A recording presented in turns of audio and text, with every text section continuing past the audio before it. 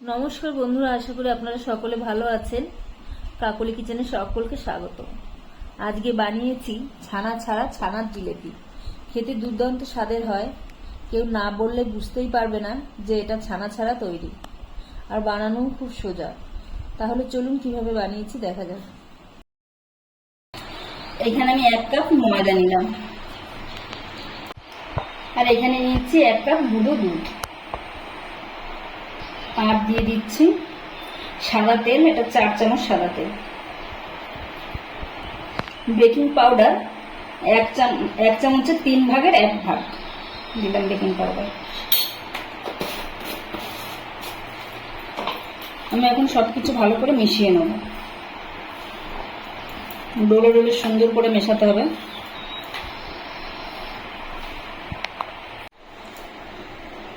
আমি ডোলে ডোলে সুন্দর করে ময়ানটা দিয়ে নিয়েছি। একটু সময় নিয়ে দিতে হবে ময়ানটা, এই ময়ানটাই ঠিকঠাক করে দিতে হবে, তাহলেই জিলেপির মধ্যে রসগুলো ঢুকবে।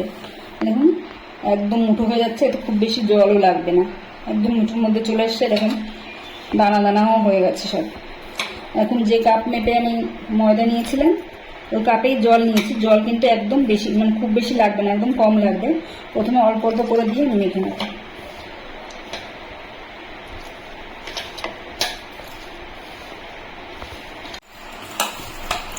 এখন মেখে নিয়েছি, খুব সফটই হবে, মানে শক্ত হবে না, একদম নরম টাইপেরই হবে। এই দেখুন 1 কাপ জল থেকে 2 চামচ কিংবা 3 চামচের মতন জল লেগেছিল, পুরো জলটাই আমার ধরা রয়েছে।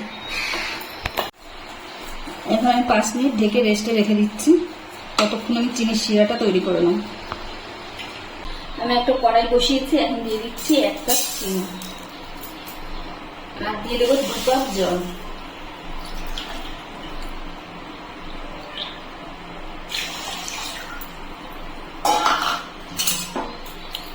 চিনিটাকে আমি এখন জাল দিয়ে নেবো, মানে চিনিটাকে শুধু গলিয়ে নিতে হবে। 1 কাপ 2 কাপ কোনো তাড়া করতে হবে না, শুধু চিনিগুলো গলে দেবো, এর দিয়ে আমি জাল করে নেবো।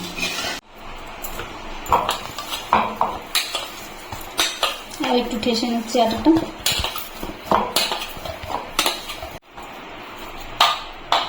আমি এখন একটু লেচি নিয়ে নিচ্ছি, ছোট ছোট করে এই সাইজে লেচি কেটে নিচ্ছি।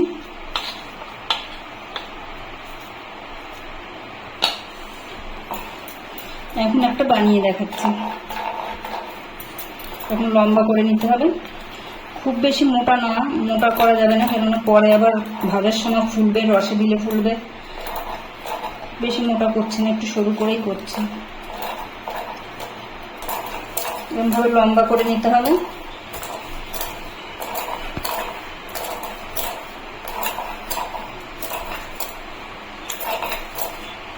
লম্বা করে নিয়েছি, এখন এইভাবে নিয়ে একটু চেপে দিতে হবে যাতে খুলে না যায় পরে ভাজার সময়। এখন এইভাবে ঘুরিয়ে ঘুরিয়ে নেব, ঘুরিয়ে ঘুরিয়ে এরকম নিয়ে এসে নিচ দিয়ে একটু ঠেসে এভাবে লাগিয়ে দিতে হবে, নাহলে ভাজার সময় খুলে যেতে পারে। আমি আর একটা করে দেখাচ্ছি।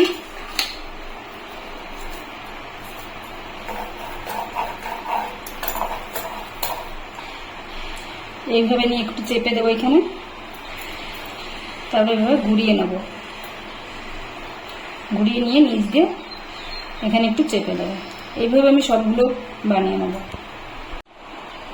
আমি সবগুলো এইভাবে বানিয়ে নিয়েছি। চিনিটা আমার গলে গেছে, আমি 3টে এলাচ ফাটিয়ে দিচ্ছি।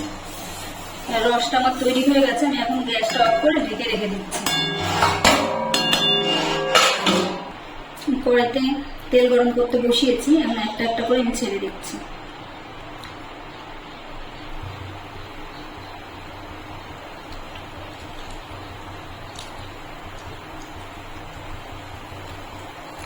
একসঙ্গে পুরোটা ধরবে না, যে কটা ধরবে আমি কটাই দেবো, দুবারে বেজে নেব।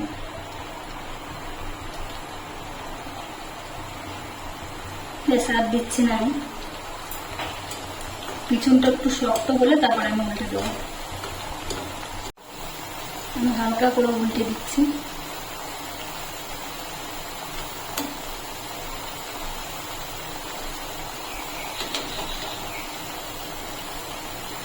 গ্যাসের ফ্লেমটা মিডিয়ামে রেখেই ভেজে নেব।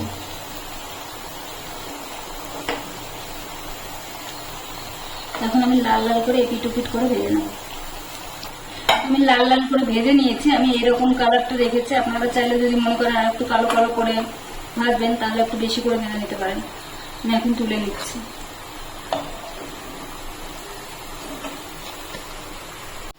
এখন আমি দ্বিতীয় ব্যাচ ছেড়ে দিচ্ছি।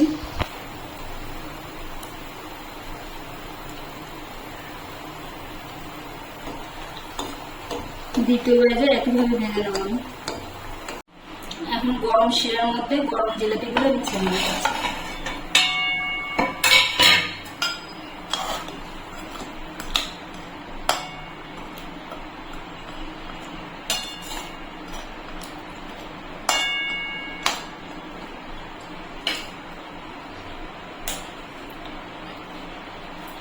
আমি এখন 2 মিনিটের মতো একটু জাল করে নেবো। খুব বেশি জাল দিতে হবে না, কারণ আমার জিলিপিগুলো ভালোই হয়েছে, যে ফাটা ফাটা হয়েছে গায়ের কাছ দিয়ে, তাহলে রসটা ভালোভাবে ঢুকে যাবে। দেখুন সাইড দিয়ে একটু ফাটা ফাটা টাইপের হয়েছে, তাহলে রসটা সুন্দরভাবে ঢুকে যাবে। এই জন্য আমার খুব বেশি জাল করা লাগবে না। আমি 2 মিনিটের মতন জাল করব। আমি 2-3 মিনিট ফুটিয়ে নিয়েছি। এখন আমি গ্যাসটা অফ করে 8 ঘন্টার জন্য ঢেকে রেখে দিচ্ছি, তারপর 8 ঘন্টা পরে দেখাচ্ছি। দেখুন বন্ধুরা, মানে 8 ঘন্টা পরে পুরো রসটা আমার চুষে নিয়েছে, একদম রস নেই, ঠান্ডাও হয়ে গেছে, তার মানে রসটা আমার কম হয়ে গেছে, একটু রস নেই। সেই জন্য আমি আরেকটু চিনি, 4 কাপের 1 কাপ চিনি আমি জাল করে উপরে দিয়ে দিচ্ছি। দিয়ে আর আমার রাখতে হবে না, এর মধ্যে তো রস পেয়ে গেছে, দিয়েই আমি নামিয়ে নেব।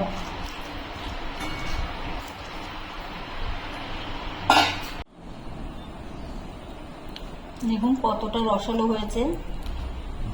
আমি এখন একটা কেটে দেখাচ্ছি। দেখুন কতটা নরম আর ভেতরে একদম রসে ভর্তি। এই দেখুন ভেতরটা কেমন রসালো। রেসিপিটি যদি ভালো লাগে তাহলে একটা লাইক, কমেন্ট ও সাবস্ক্রাইব করে পাশে থাকার অনুরোধ রইল।